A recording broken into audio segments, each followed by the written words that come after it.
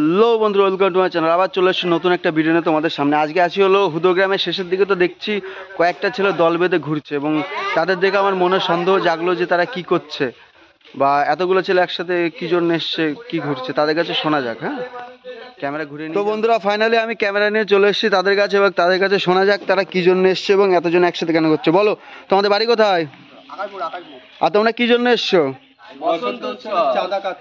আচ্ছা, তো কিছুদিন পরে তো বসন্ত উৎসব, সেটা আমার খেয়াল ছিল না। তো এটা বসন্ত উৎসবেরই চাঁদা কাটছে আর পরপর 5 দিন বিশাল অনুষ্ঠান আছে। তোমরা সবার নিমন্ত্রণ থাকলো বা ইনভাইট করা থাকলো, সবাই আসবে, অনুষ্ঠান দেখবে, আনন্দ করবে। আর এরা সবাই চাঁদা কাটছে।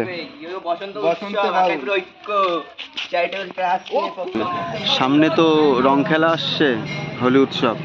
তো হোলিতে আমাদের আকাইপুরে খুব বড় করে বসন্ত উৎসব পালন করা হয়। এইবারের যে এটা 8ম বর্ষ চলছে বসন্ত উৎসবে, 23, 24, 25, 26, 27 এই 5 দিন আমাদের আকাইপুর স্কুল মাঠে অনুষ্ঠান আছে। একদিন আসবে লালনতরী বাংলা ব্যান্ড। আমি 23 থেকে বলি তোমাদের। 23 তারিখে থাকছে সংস্কৃতি নৃত্য, 24 মার্চে থাকছে লালনতরী বাংলা ব্যান্ড, 25 মার্চে থাকছে সেই নামি দামি শিল্পী সিঙ্গার মোনালিসা দাস, 26 তারিখে কৌশিক অধিকারী বাউল গান গায়, যিনি বাউল শিল্পী কৌশিক অধিকারী, যেনার খুব নামডাক।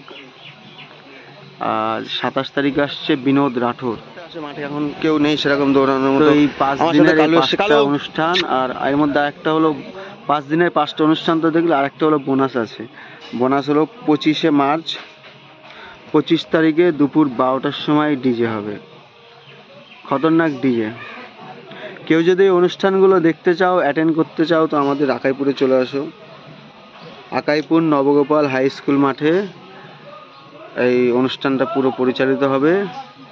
আর পরিচালনায় আকাইপুর ঐক্য চ্যারিটেবল ট্রাস্ট, এদের 8ম বর্ষ চলছে এটা।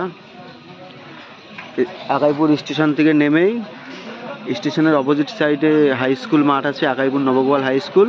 এই মাঠেই হবে পুরো অনুষ্ঠান, 5 দিন ব্যাপী বিশাল বসন্ত উৎসবের অনুষ্ঠান।